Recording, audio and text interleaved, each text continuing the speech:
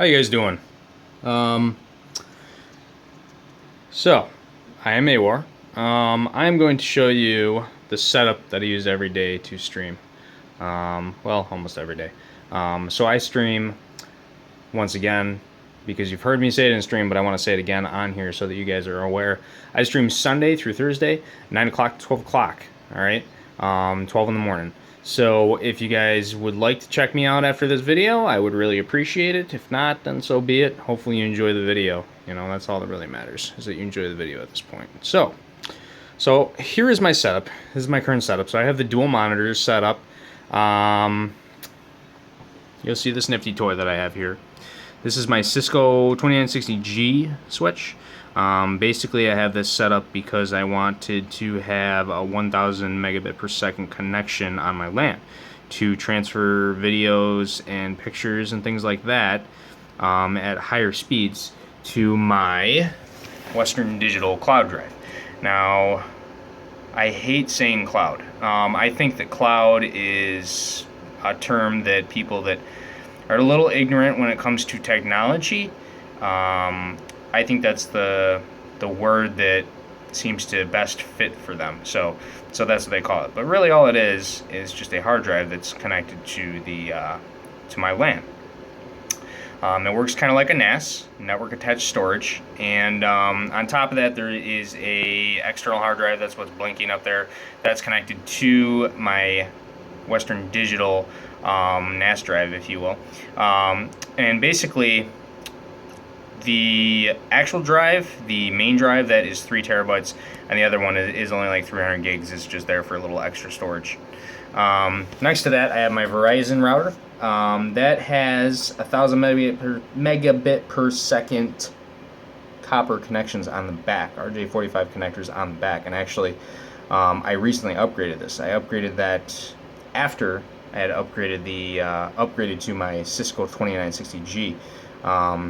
Because I didn't really plan on upgrading the Verizon router, so I probably could have gotten away with just replacing the Verizon router and not even bother with the Cisco switch had I known that I was going to be doing that, but I didn't, and now I don't want to get rid of my Cisco switch because I don't know, I just like it. It's cool, you know. So I also have my laptop that's right next to my main computer, and the reason that this is here is actually it's here so that I can check the stream as I'm streaming, so I can see the quality, make sure that it looks good, make sure that it's up to par for viewers to have a good time and actually enjoy what they're watching. So I have a Razer Deathstalker keyboard. It's an okay keyboard. I would like to upgrade it to a mechanical keyboard in the future, you know, with more keys to bind. I'm aware that there's Razer Synapse. However, I was having a lot of issue with Razer Synapse. A lot of issues with Razer Synapse. And when I say that, I mean what was happening was basically Razer Synapse would freeze up my keyboard. I'd go to restart my keyboard, and it would sit at logging out indefinitely. And until I restarted, it wouldn't actually work again. My keyboard wouldn't work. Even if I unplugged it from the USB and plugged it back in, it would still have the same issue. So that's why I don't use Razer Synapse. They might have improved it since I had that issue. That was probably a year ago, but I'm kind of nervous about trying it because I don't want it to screw up something on the stream. And, you know, if it screwed up something on the stream, that would be a big deal breaker for me. So then next door to that, I have the Razer Imperator. That's my mouse. It's an okay mouse. A lot of my attached peripherals, if you would, are subpar. I would like to upgrade them to something better in the future, but you know, right now, for what I'm doing, these pieces work fine. I do really like this mouse. I will admit, I do really like this mouse. But I'm sure there are some mice out there that would be better than this one. Then I have underneath that, it's nothing really fancy. It's an Insignia mouse pad, so it's made by Best Buy's brand, if you will. And before this, I had a Core Pad. Now, Core Pad is still around. but their mouse pads are a lot different than the one that I had. The one that I had was like the original core pad, and that one was made out of glass, and it kind of had these like it had like a gray color to the top of it, to the actual surface on the top, and there was like really minute, really small holes on the top, and what would happen is the laser on my mouse would kind of sometimes drop into those holes, and it would kind of screw up my aim and stuff. So it's like, it's probably time for me to upgrade this. So that's what I did. And then the other thing is, since it was glass, I had to actually get like I had to get like a black. I actually used a black cover to a notebook.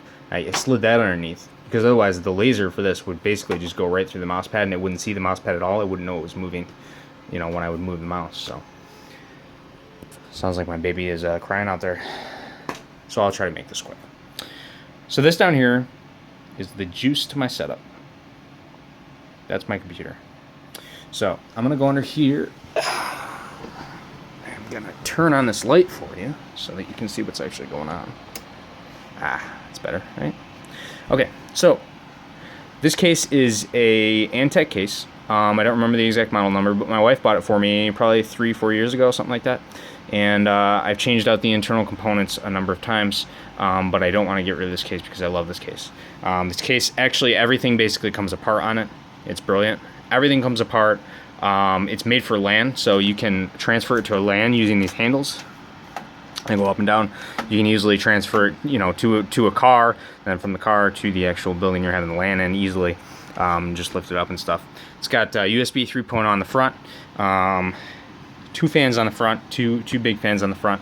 But the inside was really cool. Now I took off a lot of the screws on this panel, all except for one here, so that I could easily just take it apart and show you. And you'll see there's 2 fans on the on this side itself, 2 fans on the side itself. And when I pull this off, I have to be careful because the cables on the fans can get tangled. Okay, so hopefully you guys can see this okay. Okay, so basically what I have is this is an EVGA GeForce NVIDIA GeForce GTX 960 that I just bought recently, and it's a low profile one, so it doesn't have the huge heatsink on it that a lot of the ones that you see online have. Sometimes they have 3 fans, most of the time it's like 4. I don't have that. It's just 1 fan, one big blower under here, and it actually works really well. It keeps it nice and cool, surprisingly, and it's not underpowered at all. So I was a little worried about that, but everything worked out with it. I actually really like this video card. I love the size of it, because the other thing that's good about it is now I have a lot more airflow inside the case. I don't have this massive video card kind of blocking all the air from moving, so it keeps things cooler. I have pretty decent cable management going on in here. It's kind of tucked in the back behind the motherboard, so you can't even see it, a lot of the cables. So that works out nicely. And right here where you see these blue cathode lights, that is my power supply. That's a 1,000 watt power supply. It's made by Aspire, and I've had it for about 5 years, and I have no reason to switch it out because it works great. It's got plenty of power, and I haven't had any issues with it. So, knock on wood, fingers crossed. So, right here I have an H7 heatsink fan. I always forget what the name of the company is. It's Cryogen or something like that. The company that makes it, but it's a really good heatsink fan. It does a great job, and it was really cost effective because it was only like 30 or 40 bucks, so it was really cost effective. And I have it turned up to about 50% RPM, and it keeps my processor at about 18 degrees Celsius idle, and I've only seen it hit probably max about 54 Celsius under load, and that was while streaming. So let's see, so I've got G-Skill Ripjaw, 8 gigs of memory right there. They are DDR3. They're 1066 speed. What else? The motherboard itself is an MSI 970 gaming motherboard. It's an AM3 Plus socket, and the glory underneath this beautiful heatsink fan is an AMD FX 8350. Running at 4.0 gigahertz. I don't have any plans on overclocking it, but you never know. Maybe I'll have a need to. Now, this right here is a door. It's pretty cool. Because the door just opens it. You take the screw off, the door opens up. Whoop, just like that. And this is where you can keep all your hard drives. Now, I only have one hard drive. I used to have about 5 hard drives in here because I was cheap, and I used to have like 40 gig hard drives and 80 gig hard drives in here, and I kind of just put them all together in a RAID to, I guess it was kind of good for redundancy, but it was mostly just because I was cheap and I didn't want to, you know, buy a bigger hard drive. But my wife bought this for me. It's a I'm trying to remember, it's 2 terabyte or 3. I think it's oh yeah, it's a 2 terabyte. It says right on the top there. So it's a 2 terabyte hard drive. It's 7200 RPM. It's made by Western Digital. Works great. Haven't had a problem with it. I've had it since Christmas, and it's June, so I've had it 6 months. Okay, the other thing you'll see that's cool is what it does is it actually suspends the hard drive on these like suspenders. It's almost like from the, you know, Brooklyn Bridge style. It suspends it on this, which makes it, you know, it can take more of a shock because it's like suspension, you know. So it's pretty cool. It does that all the way. You know, if I had more hard drives in there, I've got all these suspenders, and you can just do it the whole way. It's mainly for transportation. You know, it keeps it safe, keeps it from taking any high impact shots. So there is a DVD RW drive here. I never use it. I mean, I have no reason to anymore. I stream everything. I stream everything, even on my LAN network. Everything is streamed. So I don't have any hard copies really of anything except for like my Windows OS, my Windows 7 Ultimate OS. That's probably about it. I think that's about it. At some point I plan on getting a DX Racer chair. For right now, I just have this leather chair right here. I'll show you as well. This is my wife's desk. She has a nicer desk than me. I bought this for her, let's see, a year and a half ago? Yeah. Because I bought it for her, not this Christmas, but the Christmas before. Yeah, she was in here drinking wine, so. But I mainly bought it for her business, so she had a bigger desk to work on. So it's a nicer desk. It's newer than mine. It's glass. It's nice. My desk is pretty ancient, pretty old. It's probably 7 years old or something like that. So it's fairly old, but it does the job. So that's the nitty gritty.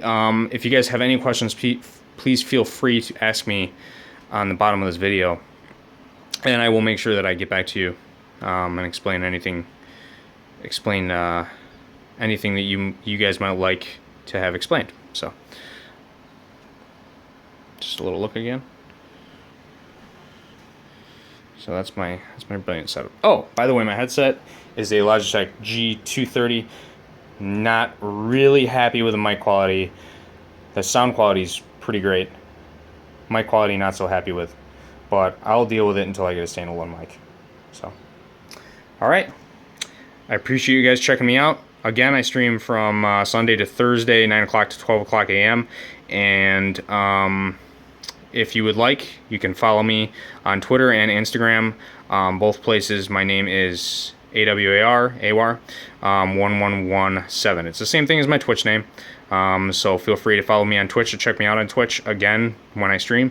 I'd appreciate it. So you guys have a wonderful, terrific, fantastic day. Peace.